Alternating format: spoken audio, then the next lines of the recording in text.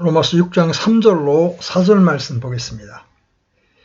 예수 그리스도 안으로 침례를 받은 우리가 다 그분의 죽음 안으로 침례를 받은 줄을 너희가 알지 못하느냐. 그러므로 우리가 죽음 안으로 침례를 받아 그분과 함께 묻혔나니 이것은 그리스도께서 아버지의 영광을 힘입어 죽은 자들로부터 일으켜진 것 같이 우리도 생명의 새로움 속에서 걷게 하려 함이라. 아멘. 우리가 사도의 논증의 상세한 국면에 도달하게 될 때 사도가 무엇을 시도하려고 하는지를 마음 가운데 꼭 붙잡고 있는 것이 아주 중요합니다. 사도는 1절에서 자기가 진술한 가르침에 대항하여 제기된 도전을 논박하고 있습니다. 은혜가 넘치게 하려고 우리가 제 가운데 거하겠느냐? 그는 일반적으로 사람들이 추측하는 대로 성결과 성화의 길을 강론하고 있는 것이 아닙니다. 다만 그는 이신 칭의의 교리와 우리 구원의 최종성과 확실성을 반대하여 일어난 도전을 반박하고 있는 것입니다. 결코 그럴 수 없느니라. 죄에 대하여 죽은 우리가 어찌 그 가운데도 살리요. 그것이 주요 전제입니다. 우리는 이미 그 전제가 의미하는 바가 무엇인지를 살펴보았습니다. 지금 제기된 문제는 특별히 이 전제가 함축하고 있는 바가 무엇인가? 그로부터 필연적으로 무엇이 따르는가? 우리가 주 예수 그리스도와 연합되어 있다는 이 보편적인 전제에 비추어 볼 때 우리에게 어떤 일들이 사실이 되었는가 하는 것입니다. 3절로 5절에서는 그 결과들을 객관적으로 수레하고 있습니다.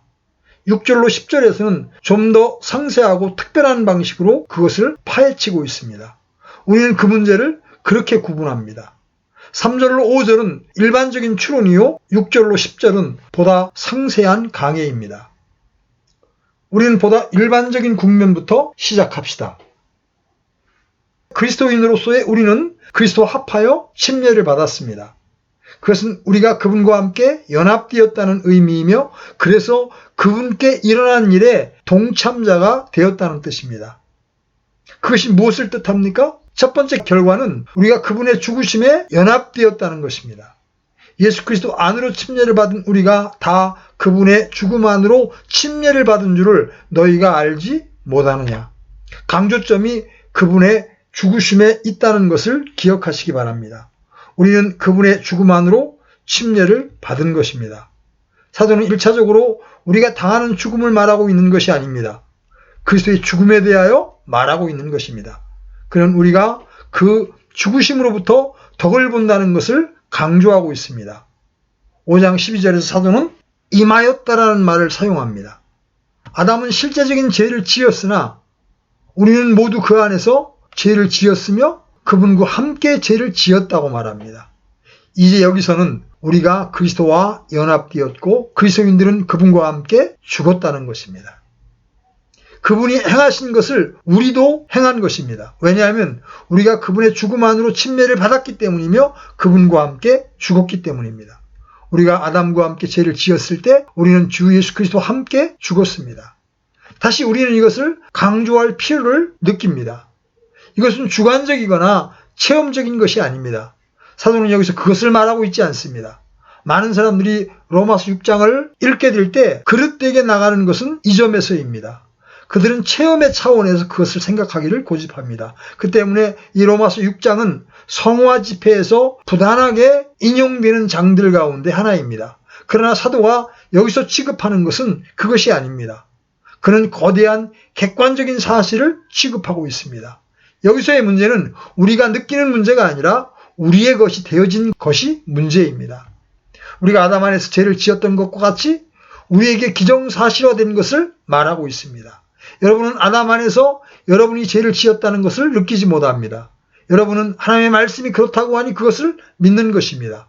우리는 결과들이 체험적으로 명백해질 때에 그것들을 볼 수 있습니다. 사도 바울은 이 시점에서 정확히 같은 방식으로 단지 하나의 사실, 객관적인 사실에 방점을 찍고 있습니다. 다시 말하면 그리스도와의 연합 때문에 그리스도께서 죄에 대하여 죽었을 때 우리도 그분과 함께 죄에 대하여 죽었던 것입니다. 제가 볼 때 이 장, 로마서 6장뿐만 아니라 그렇게 많은 그리스도인의 사고에 있어서 그릇되는 것이 바로 이 점에서입니다. 예를 들어서 찬송가 책을 생각해 봅시다. 우리가 논의하고 있는 이 제목들을 예증하기 위해서 적당한 찬송가를 찾기란 극히 어렵습니다. 찬송가들이 너무 주관적으로 치우친 경향이 있습니다. 회중 찬송가에서 기독교회에 관한 찬송가 전체를 살펴보면 우리가 교회에서 그리고 성도 안에 누리는 교제만을 다루고 있는 것을 발견합니다. 이 위대한 그리스도와의 연합의 교리를 나타내는 찬송을 찾아보기란 거의 힘듭니다. 우리는 너무 주관적이라서 이 영광스러운 진리를 놓치는 수가 많습니다.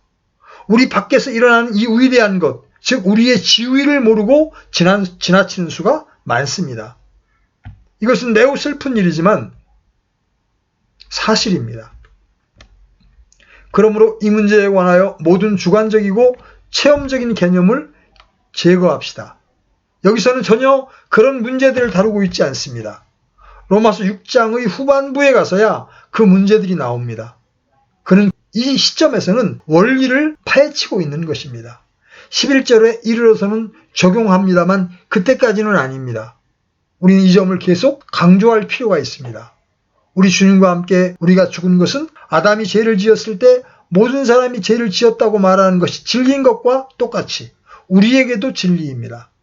우리는 5장 12절에 대하여 많은 시간을 소비했습니다. 왜냐하면 우리가 이 점에 대하여 명확하지 못하면 우리들이 여기서의 논증을 따라가기가 도저히 불가능하기 때문입니다. 이것은 5장의 주제를 계속하여 나가는 것이고 적용하는 것입니다. 우리는 이 진리를 여러 가지의 부정적인 측면에서 진술할 수 있습니다. 그리스도의 죽음 안으로 침례를 받은 우리의 신분이란 앞으로 우리에게 일어날 무엇이 아닙니다. 그것은 이미 우리에게 일어난 것입니다. 여러분에게 그것이 사실이 아니라면 여러분은 그리스도인일 수 없습니다. 또한 그것은 우리에게 일어나야만 되는 것이 아닙니다. 그런 식으로 말하는 것이 얼마나 흔합니까? 그들은 말합니다. 여러분은 구원을 받았습니다.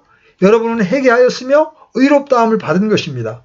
여러분이 더 깊은 영적 생활과 이 더 큰 축복을 진실로 원한다면 여러분은 이제 죄에 대하여 죽어야 합니다.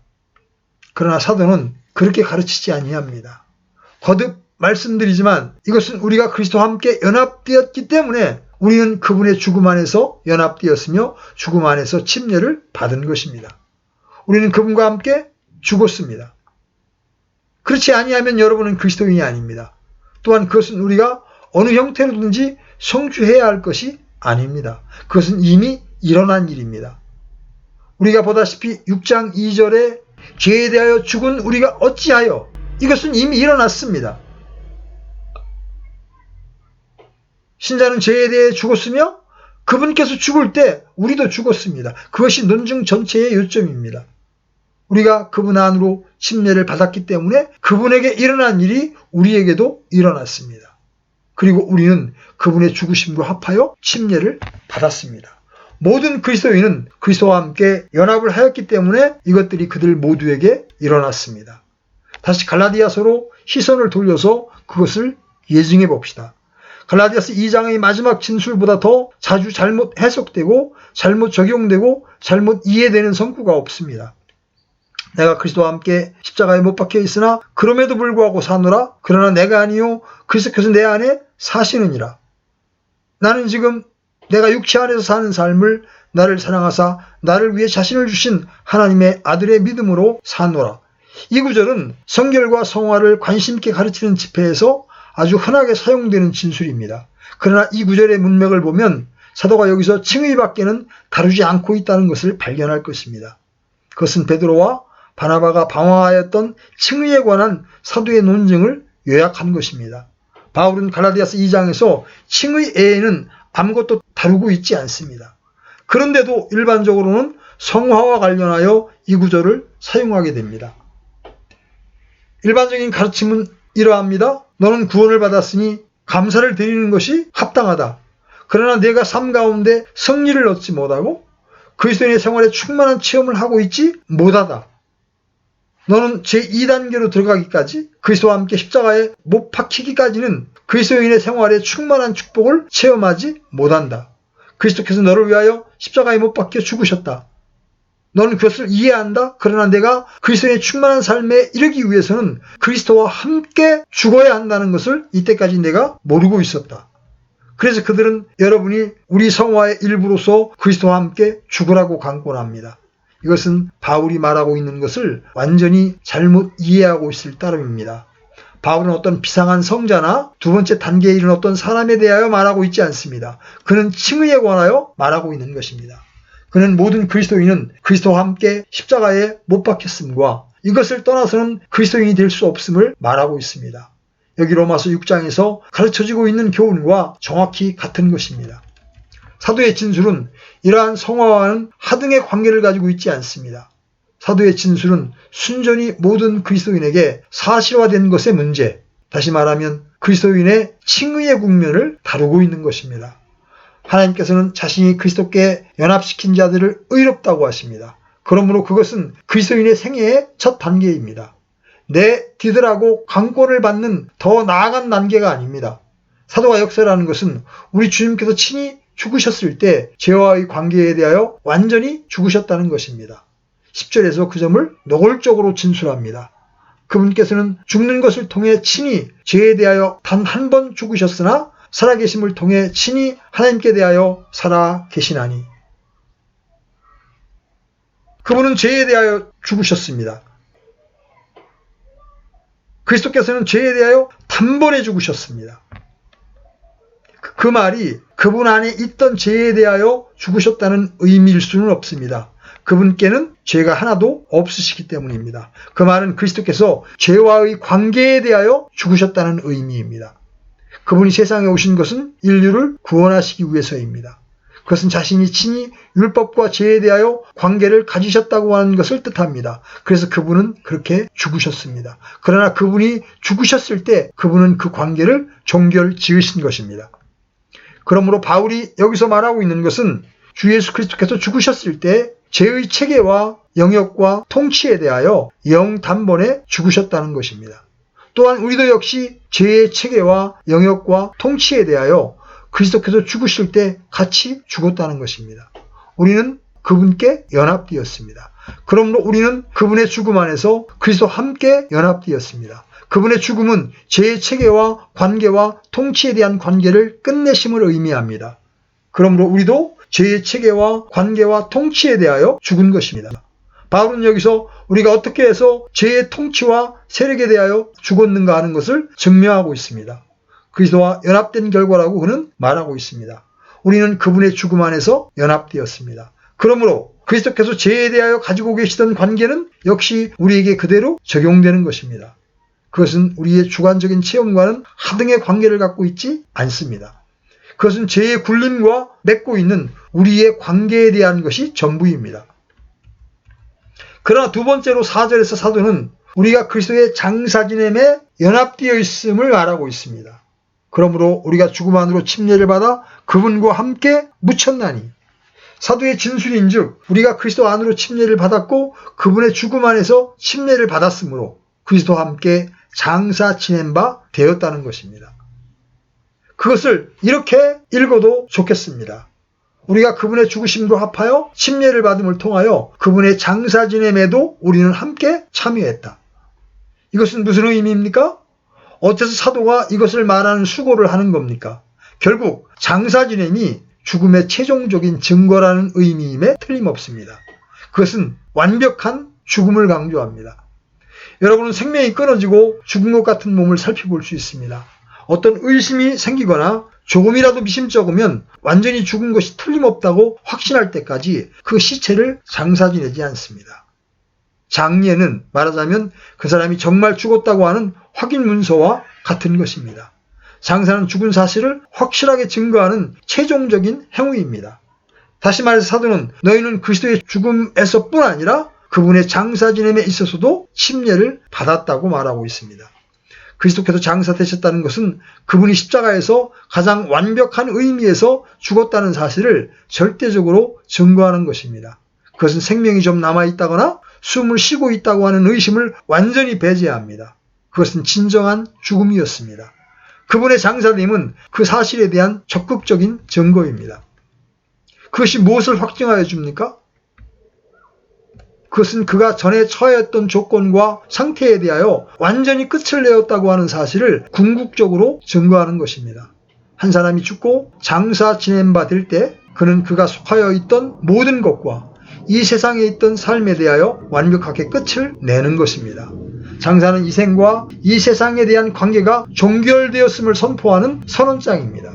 여러분은 시신을 땅속에 내려놓고 그 위에 흙을 덮습니다. 그것이 끝입니다. 장사되는 사람은 이 생과 세상에 대하여 가진 모든 관계를 끊는 것입니다. 우리 주님께서 장사되셨을 때 그분이 이 세상과 그분께서 탄생하였을 때 가지신 삶에 대하여 가진 관계, 즉 율법 아래 속하고 죄의 체계와 권세 안에 들어오셨던 삶의 관계가 종결되었던 것입니다. 이것이 사도가 논증하고 있는 것입니다. 우리 주님의 장사는 그분이 우리를 구원하기 위하여 들어오셨던 죄와의 독특한 관계를 완전히 끊으셨다고 하는 최종적인 증거입니다. 그래서 사도 바울은 장사를 강조하는 것입니다. 여러분이 장사하는 사람이 이 세상의 삶을 청산하듯이 우리 주님 예수 그리스도께서도 장사되심으로 우리를 구원하기 위하여 설정하셨던 이 세상에서 가지셨던 죄와의 관계가 더 이상 유지되지 않는다는 것을 진술하고 있었던 것입니다.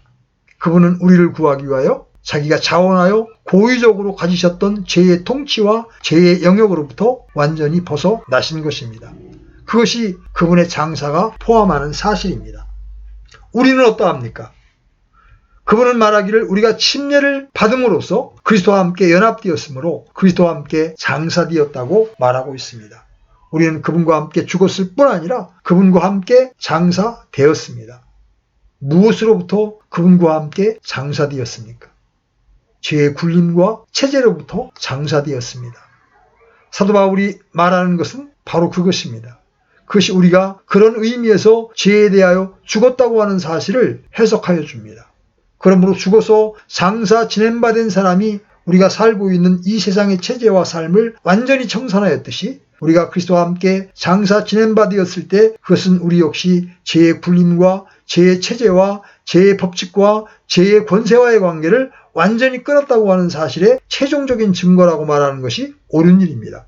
어느 의미에서 이 말은 5장 21절의 강해이기도 합니다. 이것은 제가 굴림하여 사망에 이르게 한 것 같이 은혜도 의를 통해 굴림하여 예수 그리스도 우리 주로 말미암아 영원한 생명에 이르게 하리요 함이라.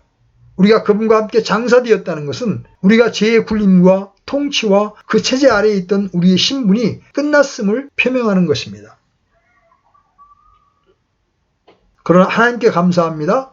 거기서만 머물지 않습니다. 사도는 4절 하반부에서 적극적인 면을 말해 나갑니다. 그분과 함께 묻혔나니 이것은 그분께서 아버지의 영광을 힘입어 죽은 자들로부터 일으켜진 것 같이 우리도 생명의 새로움 속에서 걷게 하려 함이라. 우리는 이 영광을 힘입어 일으켜진 것 같이 우리도 라는 사도의 진술 방식으로 다시 돌아왔습니다. 저는 이것을 저의 세 번째 전제로 놓습니다. 우리는 그분의 죽으심에서 그분과 함께 연합되었을 뿐만 아니라 그분의 장사 지냄에서와 또한 그분의 부활하심에서도 그분과 함께 연합되었습니다. 이것은 무엇을 의미합니까? 그분의 부활의 참된 의미가 무엇입니까? 그분의 부활은 그분에게 무엇을 의미합니까? 이것은 제일 먼저 취급할 문제입니다. 주관적인 체험의 국면을 제거하십시오. 그분의 부활이 함축하고 있는 바가 무엇입니까? 그분의 부활은 그분께 있어서 무엇을 의미합니까? 그것은 그리스도에 관하여 무엇을 말합니까? 여기서 다시 우리는 속죄의 교리를 풀고하고 있지 않습니다. 우리는 이미 그 일을 하였습니다. 이제 우리는 그분의 부활이 그리스도 자신에게 무엇을 의미하는지를 특별하게 숙고하고 있습니다. 사도가 관심을 기울이는 첫 번째 문제는 그것이 일어난 방식입니다. 그는 그리스도께서 아버지의 영광을 힘입어 죽은 자들로부터 일으켜진 것 같이라고 했습니다. 아버지의 영광이란 아버지의 권능을 의미합니다. 영광은 그분의 중요한 속성입니다. 하나님께서는 여러 가지 다른 방식으로 당신의 영광을 나타내십니다.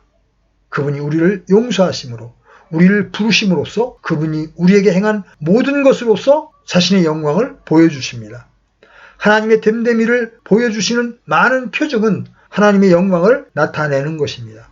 그래서 성경에 보면 이 말이 정말로 서로 바뀌어가면서 사용되고 있는 것을 볼 수 있습니다. 그러므로 아버지의 권능으로라는 말 대신 아버지의 영광이라고 말하고 있습니다. 그래서 이것을 이렇게 읽을 수 있을 것입니다. 이는 아버지의 영광스러운 권능으로 그리스도를 죽은 자 가운데에서 살리셨다. 또는 권능 안에 있는 아버지의 영광을 나타내심으로 그리스도를 죽은 자들로부터 살리셨다. 하나님의 영광을 나타내는 그것은 특별한 형태입니다. 사도 바울은 말하기를 이 영광이 예수 그리스도를 죽은 자 가운데서 살리시는 데서 가장 놀랍고 특이한 방식으로 나타낸 바 되었다는 것입니다. 사도는 그것을 말하기를 좋아합니다. 실례를 들어보지요. 에베소 1장 19절에서 그는 그리스도인들이 우리를 향하신 하나님의 권능이 지극히 크심이 어떠한지 알기를 간절히 소원하였습니다.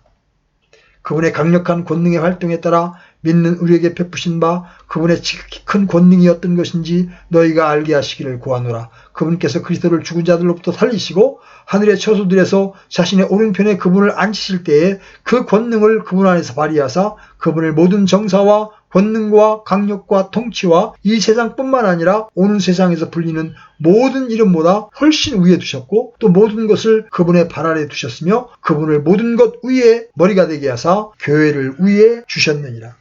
이 진술은 로마서 6장 4절에서 나타나는 하나님의 영광의 현현에 대한 다른 진술입니다. 그러므로 우리가 맨 먼저 붙잡아야 하는 것은 하나님께서 자기의 영원한 영광의 권능으로 그리스도를 죽은 자들로부터 살리셨다고 하는 사실입니다. 부활이 선포한 제일 첫 번째 되는 것은 행사되고 나타난 바 된 하나님의 엄청난 권능입니다. 부활은 그렇게 일어난 것입니다. 그러나 그것이 우리에게 무엇을 말해줍니까? 첫째로 그리스도께서는 죄와 사망의 권능과 굴림에 붙잡혀 있을 수 없었다는 것입니다. 사도행전 2장의 오순절날 베드로가 한 말을 들어보십시오. 하나님께서 그분을 사망의 고통에서 풀어 일으키셨으니 이는 사망이 그분을 붙들 수 없었기 때문이라. 사망은 엄청난 힘입니다. 그리고 죄의 권능을 가장 최고도로 나타내는 것입니다. 이것은 죄가 굴림하여 사망에 이르게 한 것 같이 이것은 엄청난 힘이요 속박하는 힘이요 붙잡는 강력입니다. 사망의 힘에 비교한다면 사람의 힘은 아무것도 아닙니다. 그러나 베드로의 말과 같이 하나님께서는 사망의 고통을 푸시고 그리스도를 살리셨습니다. 왜냐하면 그분이 사망에 매여 있어서는 아니 되었기 때문입니다. 어째서 안 된다는 말입니까? 베드로는 시편 16편을 인용하여 그 대답을 하고 있습니다. 이는 주께서 내 혼을 지옥에 남겨두지 아니하시고 주의 거룩한 자가 썩음을 보지 아니하게 하실 것이기 때문이다. 죄와 사망은 있는 힘을 다하여 그분을 붙잡아매려고 했습니다. 사망과 죄는 이제 자기들이 주님을 이겼노라고 생각했습니다. 그분은 장사 지낸 바 되었고 돌무니 무덤문을 맞고 봉인되었습니다. 그것으로 끝난 것처럼 보였습니다. 그러나 그렇지 않았습니다. 사망과 무덤과 지옥의 권세를 이길 수 있는 하나님의 이 영광스러운 권능이 발동되었습니다. 사망이 그분을 붙잡아맬 수 없는 것이 그분은 사람이 아니고 거룩하신 하나님이셨습니다. 은혜의 통치와 은혜의 권능을 나타낸 바 되었고 그리스도는 살아나셨습니다. 죄의 왕노릇이 폐해진 것이 공포되었습니다. 바로 그것을 베드로가 말하고 있었던 것입니다. 다른 말로 해서 우리 주님의 부활은 그리스도께서 죄와 그 통치를 완벽하게 이기셨다고 하는 궁극적인 증거이며 죄에 대한 관계를 청산하셨다고 하는 궁극적인 증거입니다. 그리스도는 그것과 더 이상 관계를 가지고 있지 않습니다. 이 죄의 세력이 퇴후에 당하였습니다. 그리스도께서는 그 세력과는 밖에 계시며 더 이상 죄의 세력과 통치와 왕노릇 가운데 더 머물러 계시지 않습니다. 다시 한번 우리는 5장 21절을 생각하게 됩니다. 이것은 죄가 굴림하여 사망에 이르게 한 것 같이. 그러나 이제는 더 이상 갈 수 없습니다. 그것이 죄의 권능의 한계입니다. 우리 주님의 부활은 그것을 선포하며 기정사실화하였습니다. 그분은 그것과의 관계를 끊고 그것 밖에 있으며 더 이상 아무런 관계를 가지고 있지 않습니다. 이것을 좀 더 적극적인 자세로 지적해 보겠습니다. 사도 자신이 그렇게 하기 때문입니다.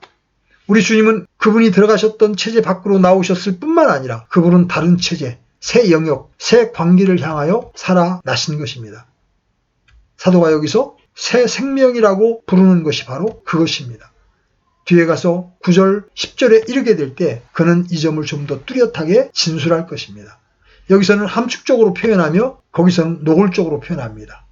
그리스도께서 죽은 자들로부터 일으켜지셨으므로 다시는 죽지 아니하시고 사망이 다시는 그분을 지배하지 못하는 줄 우리가 아노라. 그분께서는 죽는 것을 통해 친히 죄에 대하여 단 한 번 죽으셨으니 죄의 세력, 죄의 왕노릇에 대하여 단번에 살아계심을 통해 친히 하나님께 대하여 살아계시나니 이것이 바로 우리가 그처럼 절실하게 갈구하는 자유와 확신과 모든 것을 제공하여 주는 것입니다. 사도가 다른 서신에서 같은 것을 얼마나 절실하게 말하는지를 보시기 바랍니다. 히브리서 2장 9절의 경우를 보십시오. 다만 예수님을 보노라 그분께서 죽음의 고난을 당하시려고 천사들보다 조금 낮게 되셨다가 영광과 존귀로 관을 쓰신 것은 하나님의 은혜로 말미암아 모든 사람을 위하여 죽음을 맛보려 하심이라. 특별히 이 구절의 처음 부분을 보십시오. 그것이 무엇을 의미합니까? 히브리서 기자는 예수님을 바라보라고 말합니다. 그분은 천사보다 조금 낮게 되셨습니다. 그분은 영원전부터 모든 천사들 위에 계셨습니다. 그분은 1장에서 하나님의 아들이 천사들을 어떻게 만드셨는가를 말하는 곳에서 그분이 천사들의 창조주이심을 증명하였습니다. 그분은 삼위일 중 제2위인 성자로 묘사되었습니다. 그분은 모든 만물 위에 계시고 모든 만물이 그분으로 말미암아 지은 바 되고 그분이 아니고서는 아무것도 만들어지지 않았습니다. 그분은 천사들을 지으셨습니다. 그러나 우리는 천사들보다 조금 못하게 되신 한 사람 예수님으로서의 그분을 보게 됩니다. 무슨 일이 있었습니까? 주님은 한동안 어떤 특별한 목적을 위해서 자기를 비어 낮아지기를 택하셨던 것입니다. 그분은 이 생과 이 세상으로 들어오셨습니다. 그분은 스스로 인성을 취하셨습니다. 모든 천사들보다 훨씬 뛰어나신 그분은 스스로 낮은 지위에 처하셨습니다. 그분은 우리가 사는 세상으로 들어오셨고 우리의 인성을 가지셨던 것입니다. 우리를 구원하기 위해서 우리와 같은 조건과 지위를 받으신 것입니다. 그분은 이 일을 잠정적으로 행하셨습니다. 히브리서 기자는 말합니다. 그러나 그분은 그분이 하시려 하던 일을 다 끝내시고 남은 것이 하나도 없다. 이제 그분을 보라. 그분은 영광과 존귀로 관을 쓰셨다. 그분은 이제 더 이상 천사보다 조금 못하지 않습니다. 그분은 전에 계시던 곳으로 돌아가셨습니다. 그분은 자신의 영원한 체제로 다시 돌아가신 것입니다. 그분은 잠깐 동안 우리의 구원을 완성하시겠다는 특별한 목표를 위하여 자원하여 들어오셨던 이 체제 밖으로 나가신 것입니다. 바로 그 점이 여기서 사도 바울이 말하고 있는 바입니다. 다시 갈라디아서 4장 4절과 5절. 그러나 충만한 때가 이름에 하나님께서 자신의 아들을 보내사 여자에게 나게 하시고를 생각해 보겠습니다. 그 아들은 하나님의 영원하신 아들입니다. 어떻게 그분을 보내셨습니까? 여자에게서 나게 하셨습니다. 그분은 그리로 내려오셨고 새 체제로 들어오셨습니다. 동정녀 마리아의 태에서 나셨습니다. 하늘과 땅에 있는 만물 위에 계신 창조주요 만물의 통치자요 섭리자이신 그분이 이제 이 체제 속에서 발견되신 것입니다. 이 체제에서는 그분이 여자아이로 나는 것이 가능합니다. 여자에게 나게 하시고 율법 아래 나게 하셨습니다. 율법을 주신 분이 스스로 율법 아래 들어오셨습니다. 그분은 이제 율법 아래 있고 율법에 복종해야 하는 체제 속으로 들어오신 것입니다. 어째서 그런 일을 하셨습니까? 그분은 여러분과 내가 살고 있는 이 체제 속으로 일부러 오셨던 겁니다. 이 체제는 죄가 왕노릇하는 체제요 율법의 체제입니다. 그분은 거기로 들어오신 것입니다. 스스로 그 아래 처하신 것입니다. 우리를 구원하기 위해서 말입니다. 그러나 그것은 오직 잠정적인 관계입니다.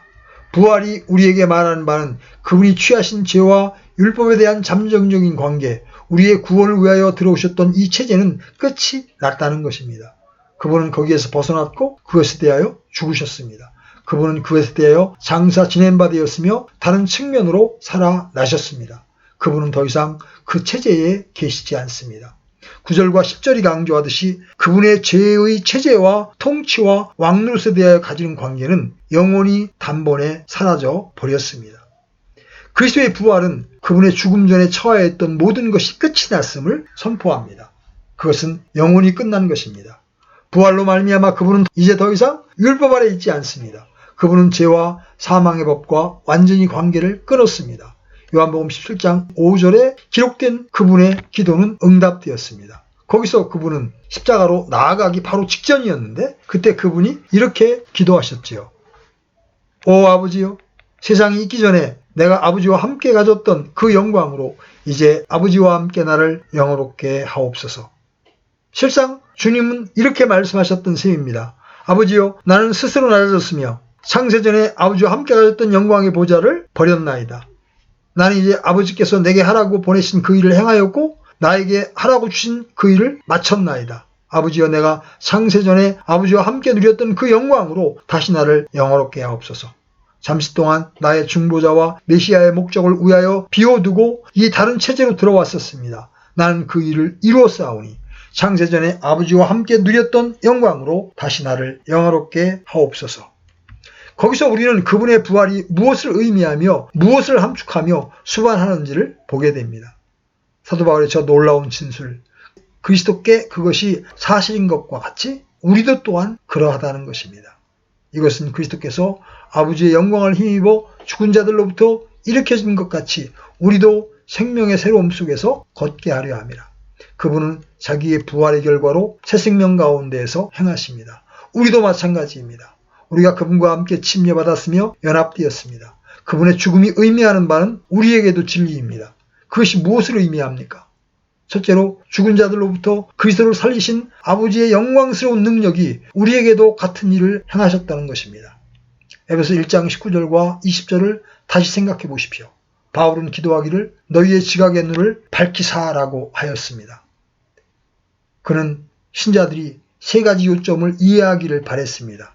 그런데 마지막 세 번째 요점은 그분의 강력한 권능의 활동에 따라 믿는 우리에게 베푸신 바 그분의 지극히 큰 권능이었던 것인지 너희가 알게 하시기를 구하노라. 그분께서 그리스도를 죽은 자들로부터 살리시고 이것이었습니다. 사도가 의미하는 바는 그리스도를 죽은 자들로부터 살리신 그 힘이 아담의 범죄와 죄의 굴림 때문에 우리가 들어갔던 죄와 사망 가운데에서 우리를 살리신 능력이라는 것입니다. 여러분은 에베소 2장 5절로 6절에서 같은 노골적으로 같은 교훈을 발견하게 될 것입니다.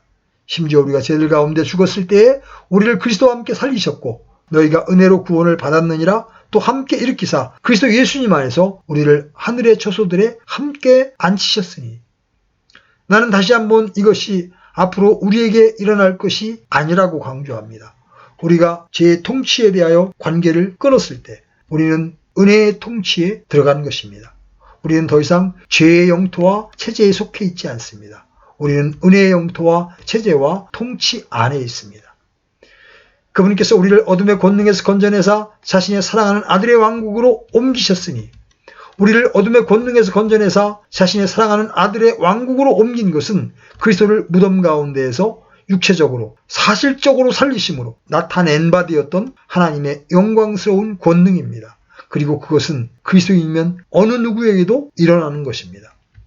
이 일으키심의 또 다른 결과, 우리가 이 순간에 새 생명과 새 체제 안에 있게 되었다는 것입니다.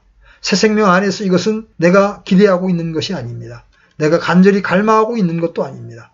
내가 그리스도와 합하여 침례를 받았기 때문에 그것은 나에게도 그대로 적용됩니다.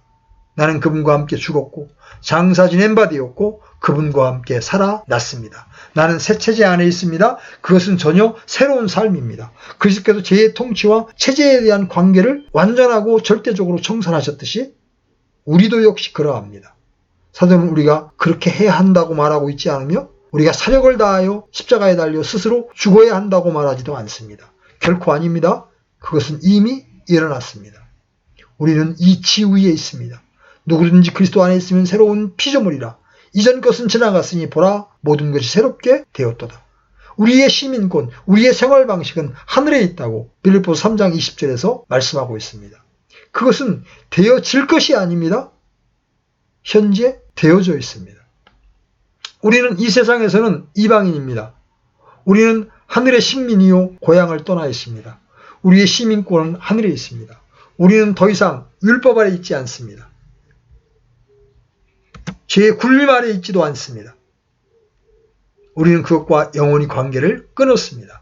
우리는 그리스도 예수와 함께 하늘의 처소들에 앉힌 바 되었습니다. 어느 의미에서 그것은 우리가 죄에 대하여 죽었다고 하는 구절에서 발견하는 바에 대한 반복입니다.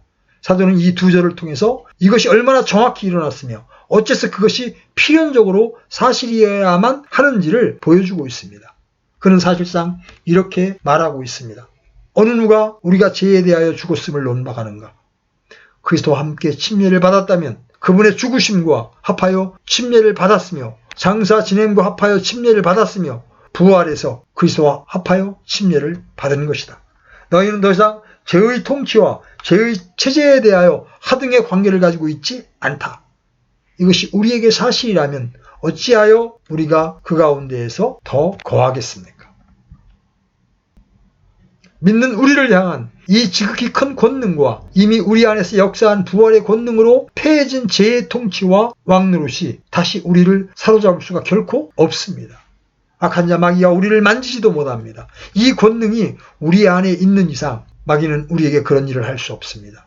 우리 속에서 선한 일을 시작하신 이가 그리스도 예수의 날까지 이루시는 분이시기 때문에 그것은 영원토록 그러할 것입니다. 우리는 죄의 삶을 살게끔 허락되어 있지 않습니다. 그것은 하나의 추측으로서도 불합리할 뿐 아니라 최종적인 의미에 있어서도 그것은 불가능합니다. 사도는 14절에서 죄가 너희를 지배하지 못하리라고 합니다. 그것은 우리가 이 침례의 결과 그리스도와 연합되어 있기 때문에 그분의 죽음뿐 아니라 그분의 부활에 있어서도 그리스도와 함께 동참합니다. 우리는 새 생명 가운데로 들어가게 된 것입니다. 우리를 복음을 통하여 주님의 죽음과 묻히심과 부활에 연합하게 하시고 마침내 우리로 생명의 새로움 속에서 걷게 하신 아버지께 이 시간 또 감사와 찬미를 드립니다. 아멘.